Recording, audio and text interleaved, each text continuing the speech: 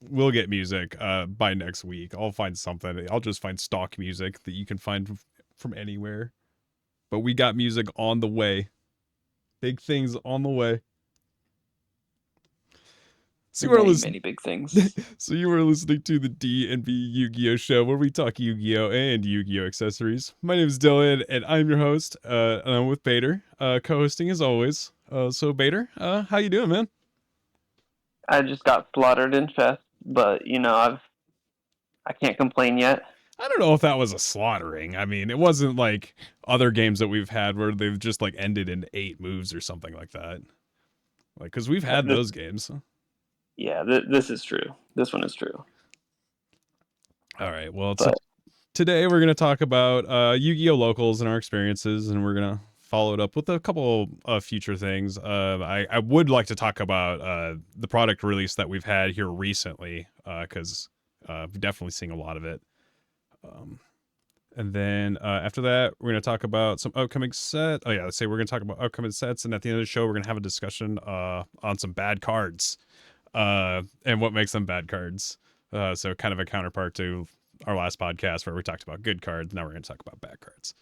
So let's jump into it. I think I'll start because I think yours, you're going to have more interesting games. Um, I'm playing Kashtira this last locals. I mean, because there's been a couple locals. I'm not going to go over too many games. I just want to go over a couple of them. I've played Marasco twice in the past week. He's beat me both times. So, White Forest versus Kashtira, they just have way more interactions than I do, and they still have to like navigate it right, but uh, it's tough. I mean, get got. Uh, then let's see. Um, Cashier. I mean, okay. So like the Cashier deck I'm playing. I'm not playing Shifter in the main, and I'm playing Shifter in the side, so I don't like super lose to Malice right away, just because like I activated a card. fair Um, enough.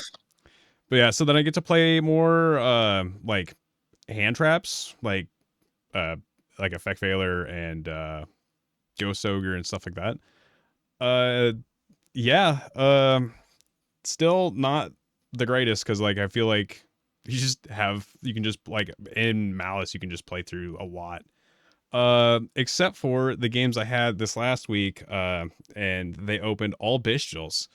Uh, and you can't really Bestial a Kashtira deck because yeah, it just doesn't work. There's no dark monsters to Bestial, so A uh, Rise Heart is banned, so yeah. Uh, so yeah, it was a tough game for them, and then we'll see. And that was actually the game they won game one with like the hand of all bestials just because they like finally got through. Game two, man, I think I had made Dark Arm Dragon and they just was like, oh, you can make it with like 3 things, and I'm like, yeah, and it just was like destroyed his whole board. And yeah, you couldn't come back from that. And then game three, it was like really close, but uh, yeah, he just ended up. I think it was I had him down to like 200 life points. He like couldn't activate the dudes to like come back, but oh, did you summon Flare Metal? I think I think I hit him, and then yeah, I think I summoned Flare Metal. Maybe not. No, I don't think I did actually, because I think I just did enough battle damage to where they were at like 700, and then he activated a couple of them to like come back, and then he was at like 200 life. So I was like, all right, well, they still had just enough to kind of like push through.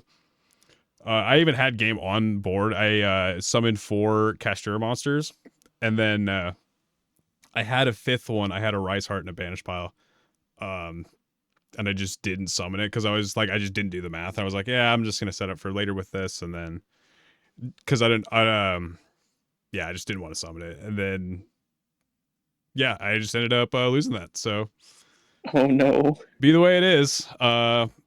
See, this last week, actually, on Saturday I went 2-1 and then I left. And then this last week I went 2-2. Those were the 2 games that I lost, and the 2 games that I won, I played against uh Malice. I want to say Malice. Um, Oh no, it wasn't Malice. It was the buy. I got my first one was the buy, and I was like, all right, well, we'll see what happens from here. And then I played against Heroes, and I beat Heroes fairly easily. Because hand traps are good, and Yeah, uh, they're a bit of a glass cannon. yeah, game one, it was just like I have like Ash Blossom, and he's like, all right, well, I can't really play through that. And then game two, I have Shifter, and Shifter just literally stops everything he's doing. So uh, Poor that's kind guy. of that's kind of the way it is. I'm like, yeah, sorry, guy. I think I don't. Yeah, that's just the way it was on that one. But he was definitely still happy to play the game, and obviously I feel like he learned a little bit anyway. I mean, not that there's much to learn from activating Shifter, but Yeah, at yeah. least you're a good guy, so I'm sure you at least told him like a couple interactions and how they work within his deck. Oh yeah, I mean at least I tried. He's definitely like making changes to his deck, so I've played him a few times and I can definitely tell he's like at least trying new stuff. So I'm definitely going to applaud him for that. It's good. Yeah, and he's got yeah, it's I don't know, it's always going to be a work in progress, and I feel like that's the way decks should be. So I mean, and the more you learn, the better your deck's going to be. Just know what to put in it. Hell yeah. And hopefully, the more you watch these podcasts or listen to these podcasts, you may be better at putting cards in your deck and knowing which ones to put in there. But let's move on to how your locals were. So, how'd you do? Well, I don't play Saturday since I judge, obviously, but Yeah. Tuesday I kind of just wanted to mess around since it's the last advanced format of the month, and so I just put together Six Samurai, um, my all-time favorite deck, and I thought I'd just have some fun, try to go 2-2. I went 3-1 with it, which was pretty cool. That's dope. Yeah. Uh, and my list was kind of mediocre because it's been so long since I've played the deck that kind of just it's all fallen out of the brain. But it worked out well enough. What was it? My round one. Oh, I don't remember at all actually. But I know I 2-0'd them. I lost the die roll. I ashed something and it kind of just stopped them, and I just OTK'd them. Round two, we were playing one of our buddies, and I was lending him my Purilias, so I wasn't playing Purilia when I definitely wanted to, and he was on Mitsugiri Raizio. I win the die roll. He says, during your draw phase, I'm going to activate Purilia. I'm like, looking at an ash in my hand, looking at a call by in my hand. I'm like, that's fine. I'll give you a couple draws. And he goes, all right, resolution, I'm going to activate Fulos. I look at my hand. I look at him in the eye. I said, I'm going to deck you out now. Because like opening Call by the Grave is just so good against in Six Samurai and the Prulia, Fulos, whatnot.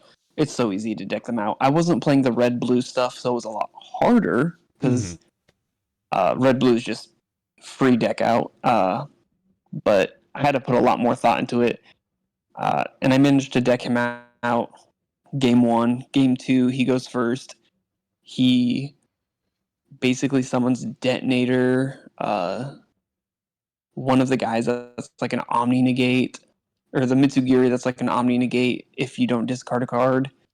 And he just had too much disruption. I was like, activate Gateway. He said, pop. I'm like, all right, we'll go next game. Yeah.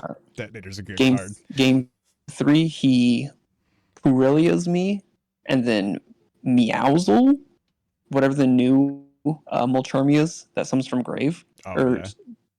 that draws when you summon from grave or banishment. And my deck does that a total of 3 times, I think, throughout the combo. So I looked at him after he did that to me, looked at my hand. I saw Call by in my hand again. I'm like, Ryan, I'm going to deck you out again.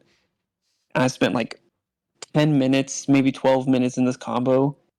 And as we were getting to the end of it, we had 2 minutes left on the clock, and I'm looking at it. I'm like, Ryan, I lied to you. I summoned something in the wrong zone, and that just completely shut off the deck out Oh. because I couldn't loop the my Keyzons anymore since I had It cost every summon would give me 2, 3, 4 counters.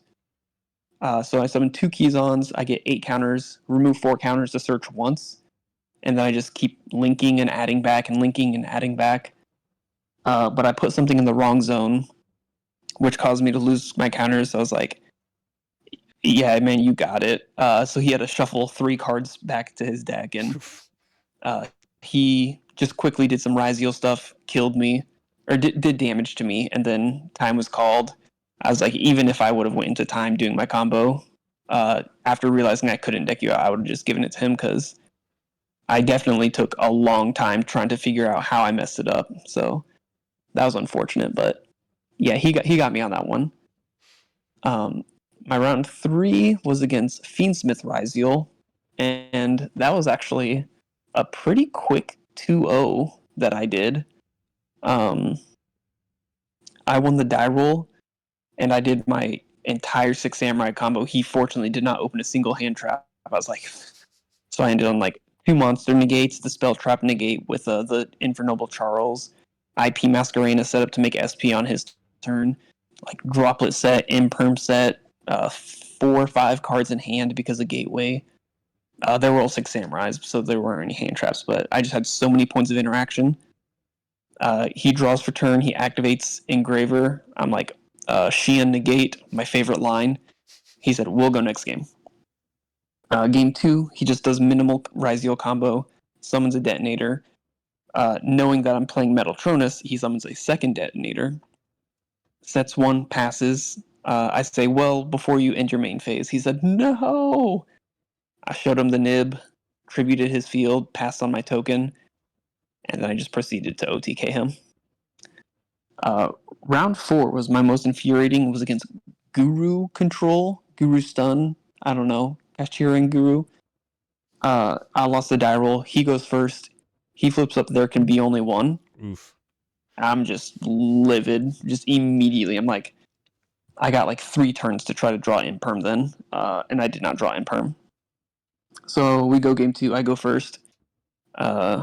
I activate Shien's smoke signal to search for a level 3 or lower 6 samurai. He ashes. Completely wrong, but I was like, I'll take it. And then I activate another one, and then reinforcements to the army. My hand was cracked, unless I saw Droll. Yeah. Then he puts his hand down and says, proceed to combo. So I did my full combo. He activates, after I pass, he activates the Subterra Field spell. I said, regular Sheehan, the original Sheehan, spell trap Sheehan, negate. He said, okay, I'll set 3 pass. I said, during your main phase, I'm going to Charles equip something from the graveyard to pop one of your cards. And then he just scoops it up. Game 2, he goes first. He summoned Fenrir, set 2 and pass, which was terrifying to me because, again, Tikaboo, I would lose instantly. He didn't have it, fortunately, but he had Dominus Purge or Impulse, whichever one stops the searching. Okay. And then Imperm set. So that was great. And he had no hand traps, so that was great for me, even through a Fenrir. So I just start doing 6 Samurai. I lead with Imperm, because I open Imperm. I Imperm the Fenrir, and then start doing 6 Samurai stuff. He Imperms my Kageki, which would summon another guy from hand. All my guys special summon from the hand for free anyway, so it's like, huh, perfect, that's why I did this. Summon a guy anyways. Try to activate another guy to search. He like purges or impulses, again, whichever one it is, negates that. I'm like, all right, I still got 3 cards in hand, I can still combo. And then I just OTK him as well. And then I end up getting 3rd, which was pretty cool. I mean, not bad for a pet deck. I know. That just happened with Blackwing last month, so maybe I just gotta do that every month. Last week of the month, I go 3-1 with a garbage deck. Next week, Red Eye's coming to a locals near you. Triple flare metals. It's happening. Oh, yeah. Well, that was a good little chat about locals. And let's move on to a little discussion on bad cards. And then what makes bad cards. Now, you just said with a garbage deck, but you went 3-1. What makes the cards in your deck garbage? So in this format, if you don't have one card starters or one card combos, it's a little harder to keep up. Um, two card combos that are like variable, that's a little better. Like my White Forest deck, Elzet and any spell trap is a really good combo. With Six Samurai, it's so specific with its archetypal stuff that if I open up like one Six Samurai and no other monsters, I'm not doing anything. That actually happened in one of my games where I set five, and I think that was in my round one, where I just set five spell traps. Yeah, it was my game two of round one. I set five and passed. All of them were bluffs. Not a single card I could use the effect of anything. God. So that felt bad. So like, but the two card combos that are in this bad deck are super powerful and super susceptible to hand traps, like Droll and Lockbird. Ghost Ogre is actually pretty painful randomly. My favorite one to tell people is very good against Six Samurai. Watt Kinetic Puppeteer is it's just you discard it, target opponent or target a card, target a monster your opponent controls, and change it to a different main monster zone. So if you move the Six Samurai link out of the extra monster zone, it shuts the turn off, and it's so sad. That's actually crazy. That is also a very bad card, Watt Kinetic Puppeteer. Oh yeah. Yeah. But just how what makes the card bad is that it alone in this current format just does not do enough. Yeah, and It's that's one type of bad card is, I mean, your deck is, cohesive, like you're playing a 6 Sam strategy, you're probably playing it as best as it can be played. But there are just better decks out there. I mean, yeah, Detonator's a good card. Detonator's real good. Popping Gateway. Yeah. Yeah, that card is actually crazy.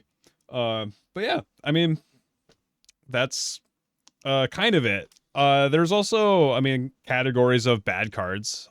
So I think like the worst of the worst cards is like cards that help your opponent, like Cup of Ace, like specifically bad cards. Like there are cards that you just don't want to activate because it actually, either gives your opponent's cards or uh puts you in such a poor state that it's like you're not going to win. So There's a there's a funny card called Pot of Generosity. I believe it's just shuffle two cards from your hand back into your deck. It's a neg three. that's awesome. Like, Yeah, terrible card. Uh, uh, uh, do you have any specific examples of cards that like you've thought of, like uh, for this format? yeah, I kind of drew up one singular card, and I'll put it up on screen because I have the power. That's the chess game. Oh, that's not even the chess game. That was the thing from it. And we're gonna take down. Where is it? Um, yeah, I can't find it. Anyway, it's a spell card. It's called Bad Card Number 1. It says when you activate this, give your opponent $5. So What? exactly. So the card's terrible. Why would you want to activate this?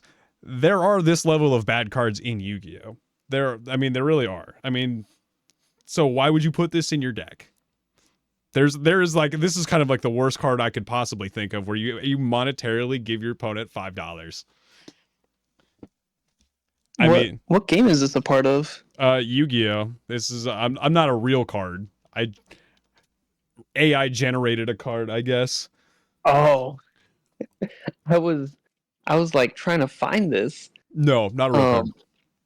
Um, Um, yeah, there's a card I was thinking of that it actually is a pretty good card, mhm. but it's just so specific in its applications that it just makes it a bad card. This card was actually super hyped up on not release, but like building up to the release of the set from Dark Neostorm. If anyone gets it by now, or if anyone remembers, No Material. It was printed as a secret rare. Do you remember this card? Yeah, I think I have a set of them somewhere. I mean, I think that card obviously it's like just like the mulch armies, you have to have it in your opening hand. But that could shut down like not an entire deck, but like one engine of a deck. For example, the Fiendsmith engine. If you like if they go Engraver Effect, search for uh what is the spell card? Not sequence. Tracked. Tracked. Oh. Tracked, search for Lurie. You let them link off the Lurie into the Requiem.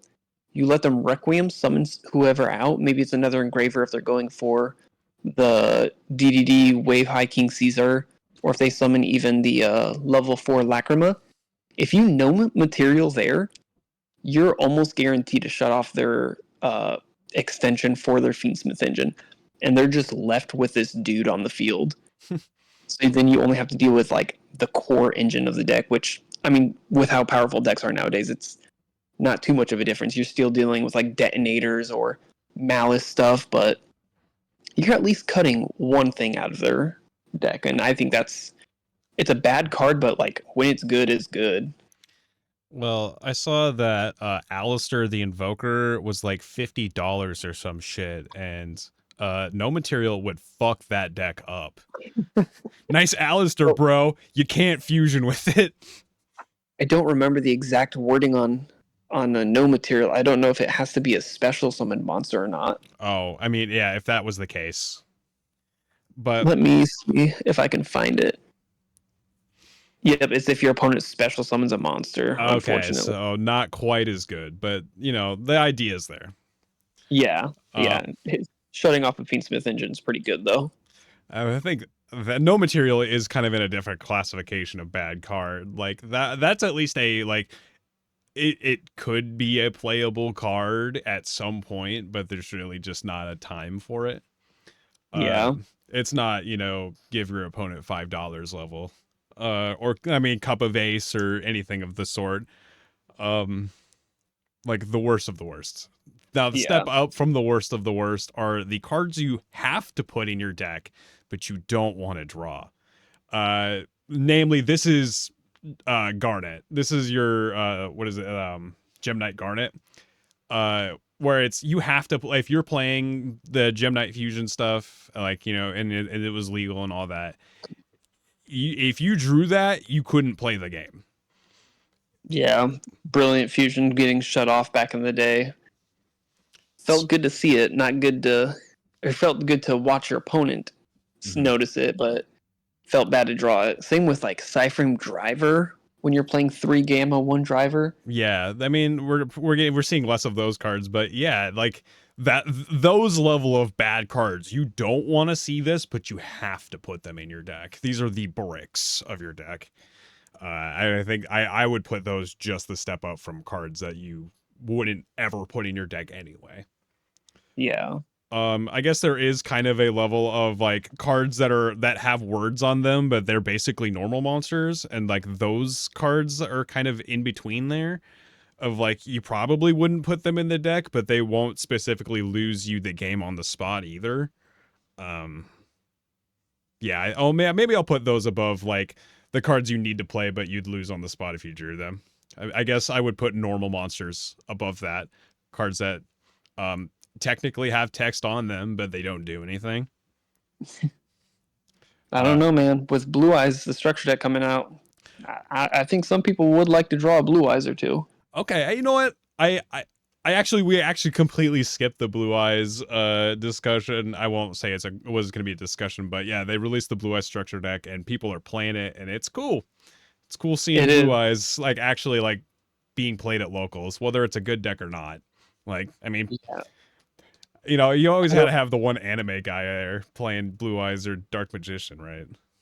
Yeah, I don't remember if I told you the stats from the week that or the day that the structure deck came out for our locals on Saturday. Mm-hmm. Out of the 29, I believe it was players, 5 of them were on Blue Eyes, which is like a pretty decent chunk of them. It wasn't Salomon Great levels where it was like literally over like 70% of locals was like, oh, this $30 deck just showed up. We're playing it. All I need, I need $8 rare Sunlight Wolves. I'm buying them. Yeah, like that was a good cheap deck. That was The only deck that outperformed it was just Ryzeal and Ryzeal variants, which was only 6 players on Ryzeal, 5 on Blue Eyes. Did I tell you the conversion rate for like placement for Blue Eyes? Nah. So out of 29 people, 5 Blue Eyes player, no one made the top 4, unfortunately. No one made top 8, sadly, so no one went X1 with Blue Eyes. Nobody made top 16 with Blue Eyes. Oof. Locals. I think our highest placed Blue Eyes player was 18th or 19th place at a solid X2. Dang. That's crazy. I think I dropped and But got higher than that. you did. You Oof. you placed higher than 2 Blue Eyes players.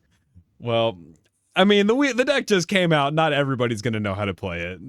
Exactly, yeah. So, and someone who was playing the deck actually just came back to Yu-Gi-Oh! So they literally just bought and opened 3 structure decks and rolled up to locals playing that. hey, I mean, as long as you read the cards, that's great. That's what I want to see.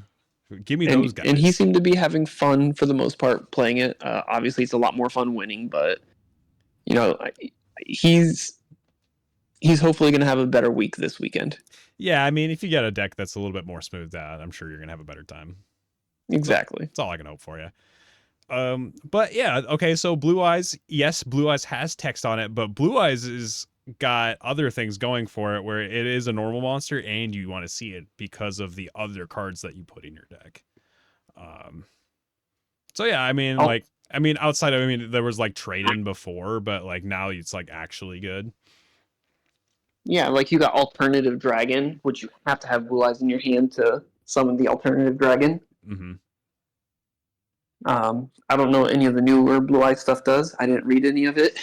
I know True Light special summons the Blue Eyes monster. There's some pretty good Blue Eyes monsters. I know. I have the structure decks in my bedroom. But I'm not gonna go through them and read the cards. I'm just gonna roll up to locals on Tuesday. Oh no, not this upcoming Tuesday, but The next Tuesday. Yeah, and have to read them for the first time. Sage with Eyes of Blue adds a tuner, level 1, light. So it can actually add Effect Veiler. If you didn't know that, now you know. Ooh. The Sage with Eyes of Blue. Oh yeah. Yeah. Sage with Eyes of Blue gets droll put into the graveyard. Yep. That's something I do remember seeing on Saturday. Yeah.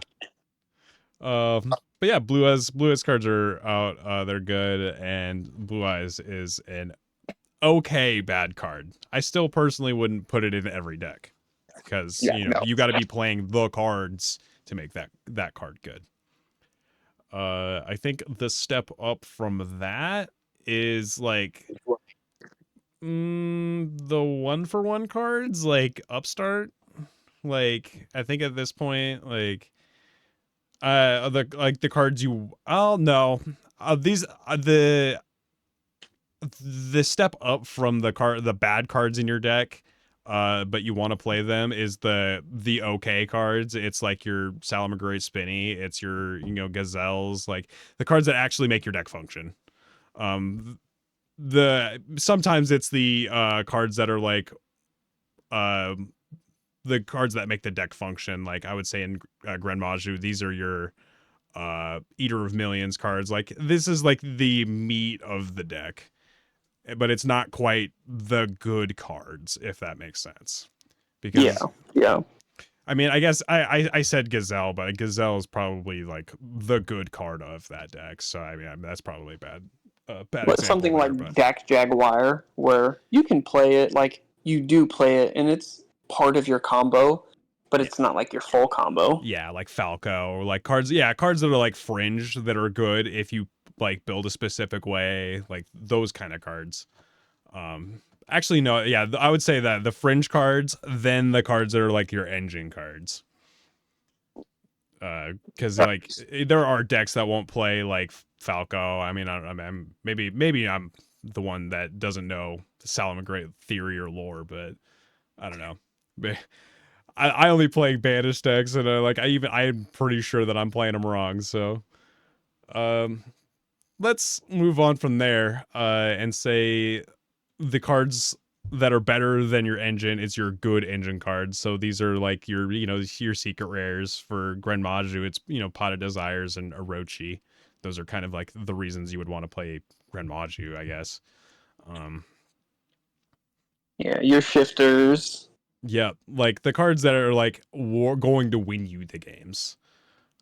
Yeah, shifter against not all decks right now, but a decent chunk, especially at our locals.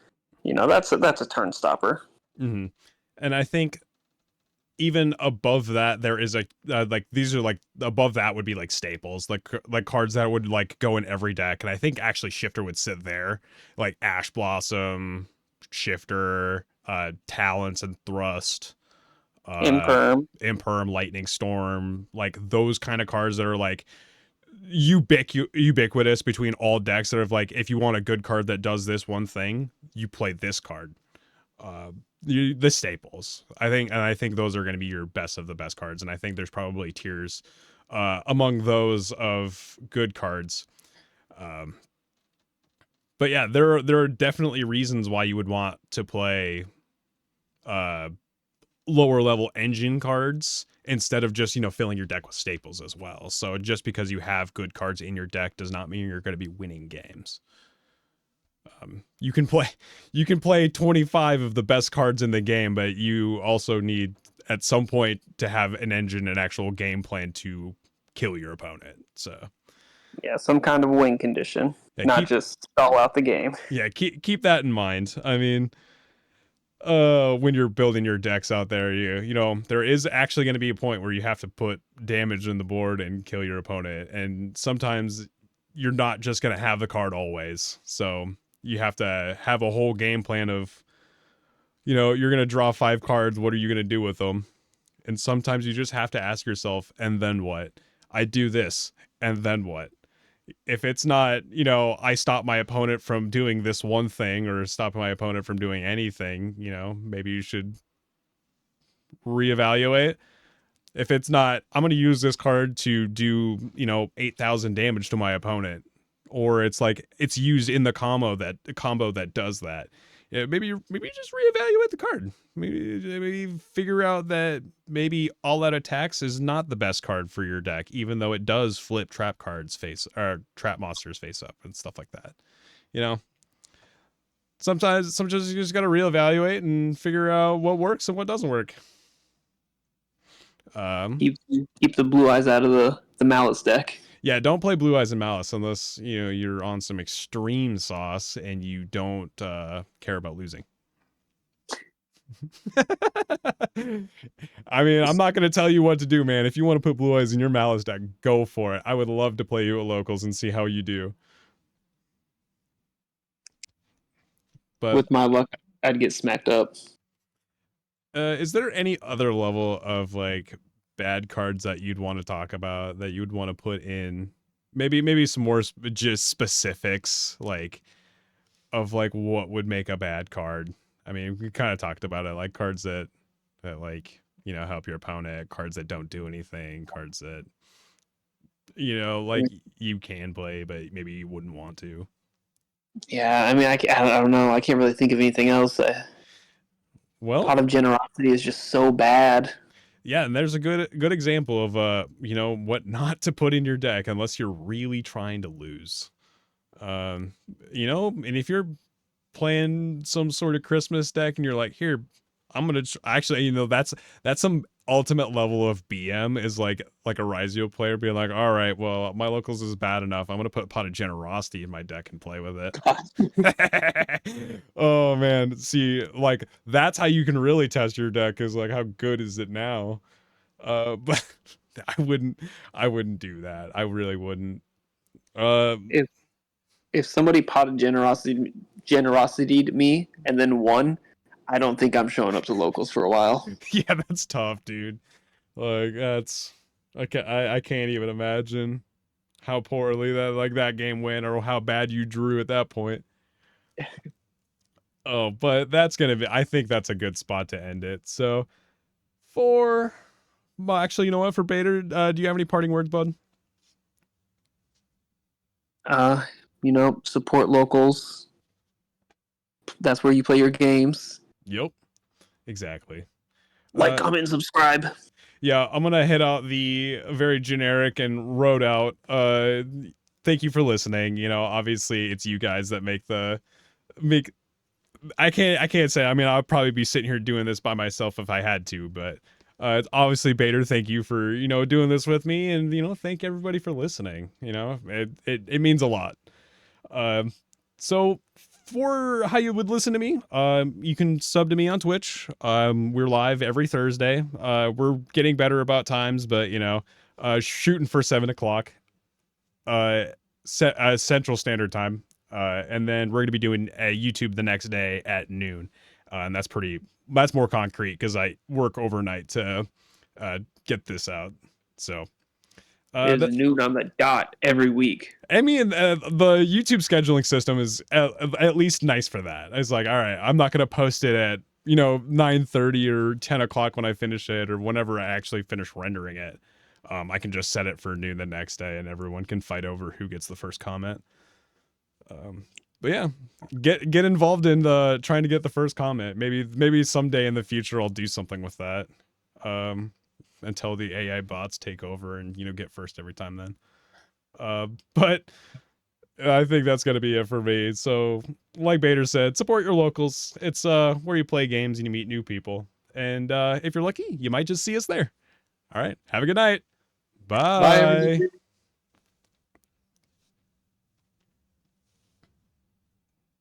And this is the last week we're not going to do music, so get ready for new music starting soon.